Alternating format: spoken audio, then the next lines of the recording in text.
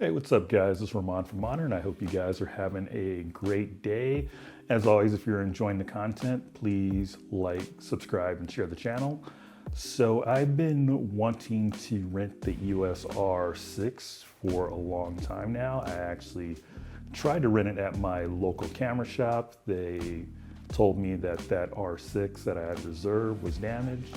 They instead offered me an EOS R5 rental at the same price. So I said, okay, why not?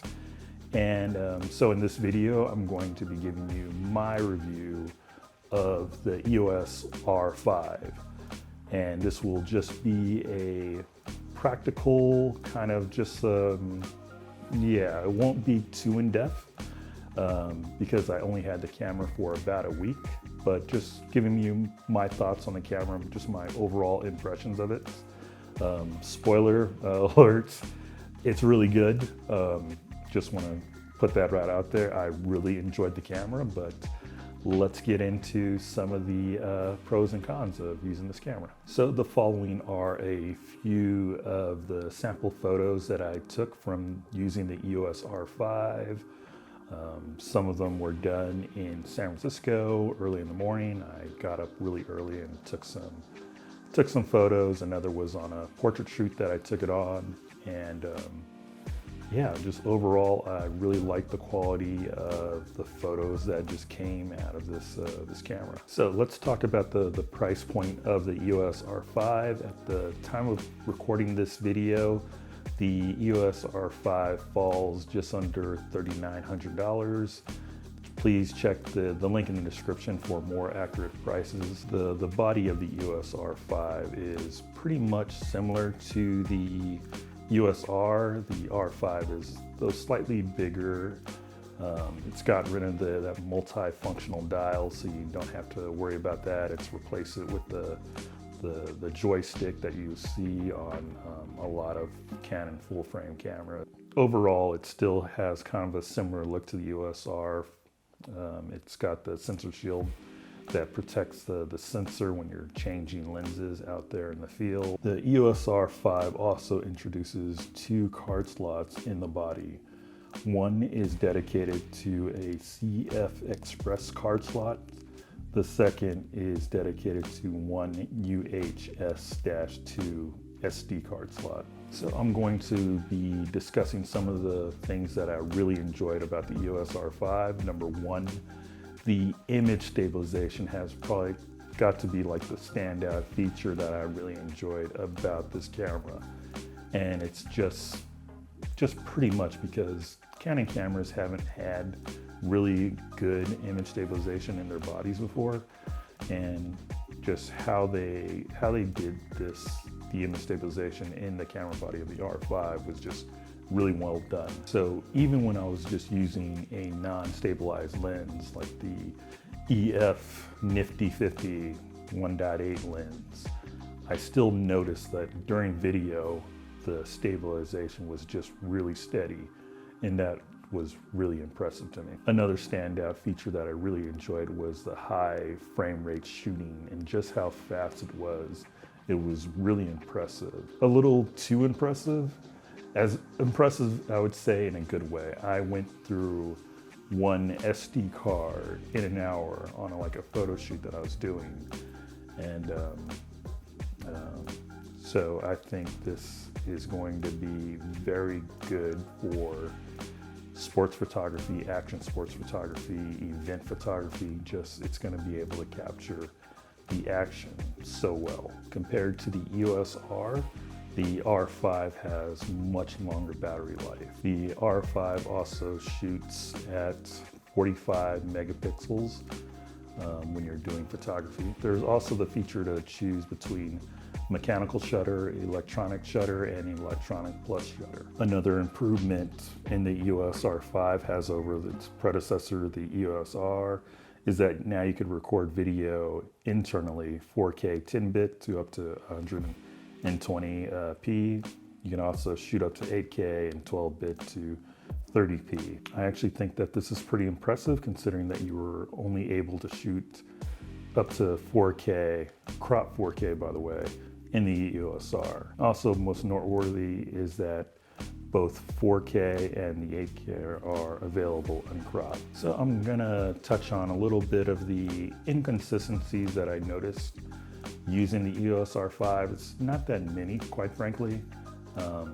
When I had a photo shoot, I did notice that there was a little bit of inconsistency with some of the skin tones. There was kind of like a little bit of a magenta kind of hue to some of the skin tones. It just felt like it pushed a little bit towards magenta. Maybe I'm, seeing things, but and maybe it's just the location I was shooting or the time of day. But I felt there was a little bit of that shift. Another issue I noticed that the iOS mode in both the photo and video is pretty much only works with Canon lenses. I thought it had like a little bit of inconsistency when using like a third-party lens like a Tamron.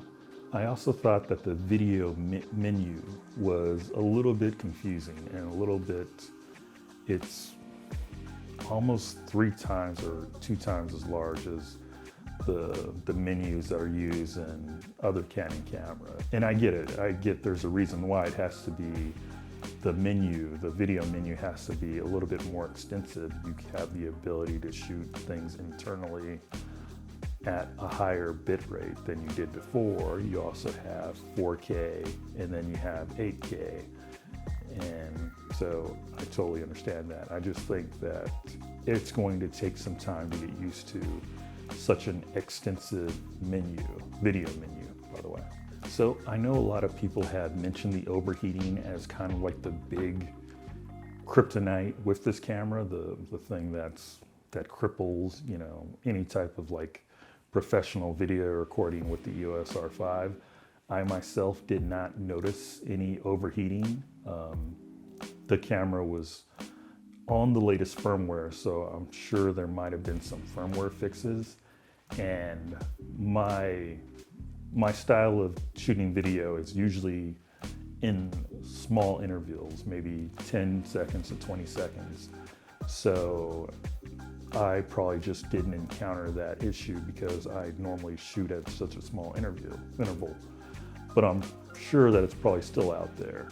I also rented the EOS R5 in the beginning of winter, and I was using it around that time, so I wasn't experiencing any crazy heat that might have affected the camera. I know a lot of early reviews of the EOS R5 had it when it was kind of in fall or around hot temperature areas. So yeah, not to say that the EOS R5 won't overheat, but at least in my test, I didn't have that issue. So overall, I really loved using the EOS R5.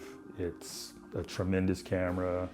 I think it fits so many buckets. It fits if you're, in a sports photography niche, if you're shooting portraits, it just balances so many things out. It just can fit a lot of different molds. I mean, maybe it's still probably limited video-wise, but honestly, the videos that I was shooting from the EOS R5 were really good. The quality, the image, it looked good to me. So yeah, I think it'll make a really great camera. I could say that it fixes everything that was wrong with the EOS R and makes a good logical step if you're looking to move or looking to upgrade to just a really high-end camera. So that about wraps up my review of the EOS R5. Even though I didn't have a long time to go fully in depth with the camera, this is a camera that would be pretty much on my short list to buy.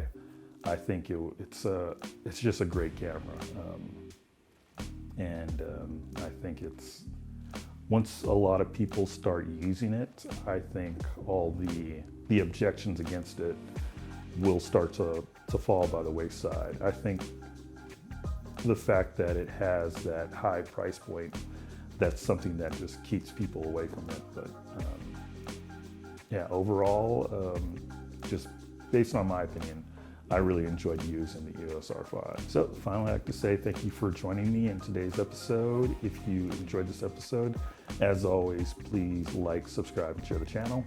Thank you guys, and I'll see you guys in the next one.